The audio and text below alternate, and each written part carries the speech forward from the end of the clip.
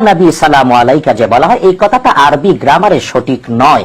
কারণ ইয়া আরবি হরফে নেদা, অর্থাৎ আহ্বানবাচক অব্যয়। এই আহ্বানবাচক অব্যয় দিয়ে যখন অনির্দিষ্ট কোনো জিনিসকে অ্যাড্রেস করা হয়, বুঝতে হয় সে অনেকের মধ্যে কেউ। ইয়া নবী মানে হে নবীগণের মধ্যে কোনো একজন নবী। ইয়া নবী সালামু আলাইকা এর ভিতরে ইয়া নবী, এই নবী শব্দটি এটি কি আসলেই অনির্দিষ্ট? এটি কি নাকেরা? আসুন মূল বিষয়টা জেনে নেই। দেখুন, ইয়া নবী বলতে কোনো দোষ নাই, মূলত কথাটা তারা বুঝে নেই, এজন্য বলে ইয়া নবী। এটা মারেফা না নাকেরা, নাহর একটা কায়দা তারা বোঝাতে চায়। মূলত আরবিতে দুইটা জিনিস, সাবধান, হেদায়েতুন নূহ কাফিয়া পড়ে নাহর ফাল ফাইলেন না, বালাগাত ফাসাহাত পড়তে হবে। আরবিতে দুইটা জিনিস, একটা নজম আর একটা নাসার, একটা গদ্য আর একটা পদ্য। গদ্যের নিয়ম আরবি পদ্যে চলে না, পদ্যের নিয়ম আরবি গদ্যে চলে না। মূলত ইয়া নবী সালামু আলাইকা এটা নাসার না নজম। এখানে মূল বাক্য ছিল ইয়া নবী কি সালামুন আলাইক, ইয়া রাসূলি সালামুন আলাইক, ইয়া হাবিবি সালামুন আলাইক, সালাওয়াতুল্লাহি ওয়া সালামুহু আলাইক। ছন্দ মিলানোর জন্য আরবি বালাগাতের নিয়ম আছে যে ইয়া মুতাকাল্লিমকে হযফ করা যায় আর দুই তানবিনকে এক তানবিন পড়া যায়। এই জন্য ইয়া নবী সালামু আলাইকা, ইয়া রাসূল সালামু আলাইকা, ইয়া হাবিব সালামু আলাইকা, সালাওয়াতুল্লাহি ওয়া সালামু আলাইকা এটা পড়া যায়, না যায় এর কিছু নাই। কথা বুঝতে পারছেন? তাহলে আমরা বুঝতে পারলাম যে ইয়া নবী মূলত ছিল ইয়া নবী গি, তাহলে এটি অনির্দিষ্ট নয়। আর এখানে বালাগাতের নিয়ম অনুযায়ী এটাকে হযফ করা হয়েছে, সুতরাং এখানে গ্রামাটিক্যালের কোনো ভুল নেই।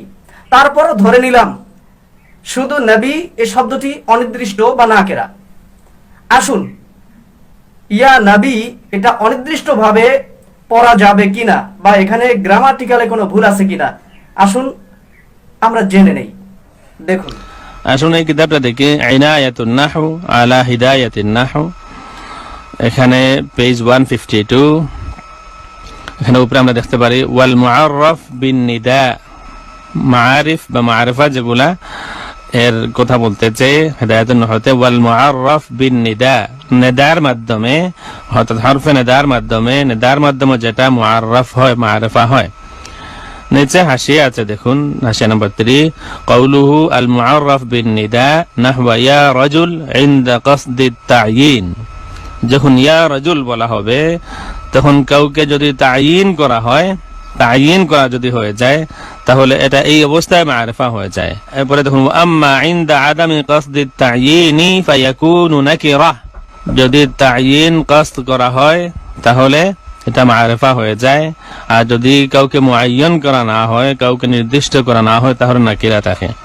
সুতরাং বোঝা গেল এটা ইয়া রাজুল বলা যাবে যেভাবে ইয়া নবী, ঠিক আছে, কিভাবে ইয়া রাজুল বলা যাবে যদি যিনি কথা বলছেন তার কাছে যদি বিশেষ কাউকে উদ্দেশ্য করা হয় তাহলে এটা নাকিরা অবস্থায় থাকবে, কিন্তু এটা মারিফা হয়ে যাবে বা মারিফার মতো হয়ে যাবে। আর যদি মুআয়্যান করা না হয় তাহলে নাকিরাই থাকবে। এরপরে কিতাবটা দেখি শারহু আলফিয়া ইবনে মালিক রাহিমাহুল্লাহ লিফাদিলাতিশ শাইখ আল-আল্লামা মুহাম্মদ ইবনে সালেহ আল-উসাইমিন আল-মুজাল্লাদুস সালিস। শেখ মুহাম্মদ বিন সালেহ আল-উসাইমিন উনি শরহ করেছেন আলফিয়া ইবনে মালিকের, পেজ 353 আন-নিদা। এখানে নিচে আছে দেখুন ইয়া রাজুল লিরাজুলিন মুআয়্যান ওয়া ইউসাম্মা হাযা আন-নাকিরাতাল মাকসুদাহ, এটাকে নাকিরা মাকসুদা বলা হয়।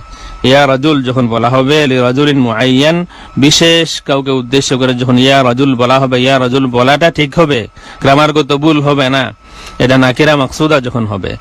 ফারাজুলুন নাকিরা লাকিন্নাহু লাম্মা কানা মাকসুদান সারা কাল মারিফা। ইয়া রাজুল যখন, তখন রাজুলুন এটা মারিফা, কিন্তু যখন এটা মাকসুদ হয়ে যায় ইয়ার মাধ্যমে তখন এটা মারিফার মতো হয়ে যায়। আমার মনে হয় সমাধান হয়ে গিয়েছে। ইয়া নবী বলা যাবে, এটা নাকিরা মাকসুদা, নাকিরা মাকসুদা এভাবে বলা যাবে।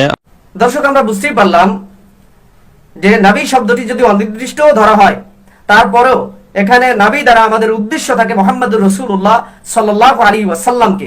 আর যেই অনির্দিষ্ট শব্দ ব্যবহার করা হয় কোন নির্দিষ্ট ব্যক্তির ক্ষেত্রে, তখন সেটা আর অনির্দিষ্ট থাকে না, তখন সেটা নাকিরায়ে মাকসুদা হয়ে যায়।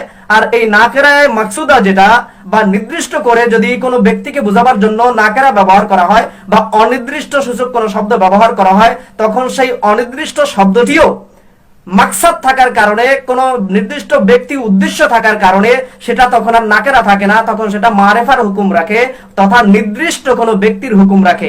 তাহলে ইয়া নবী এটা গ্রামাটিক্যালের দৃষ্টিকোণ থেকে, আরবি ব্যাকরণের দৃষ্টিকোণ থেকেও এটা সঠিক বা এটা নির্ভুল, এতে কোনো সন্দেহ নাই। আশা করি আপনারা দলিল সহকারেই বুঝতে পেরেছেন। সুতরাং যারা এই ইয়া নবী সালামু আলাইকা এটাকে নিয়ে বাজে মন্তব্য করে বা এটাকে ভুল বলার চেষ্টা করে বা এটাকে নাজায়েজ বলার চেষ্টা করে, তাদের এই মূর্খতাপূর্ণ কথার দিকে আমরা কান দিব না।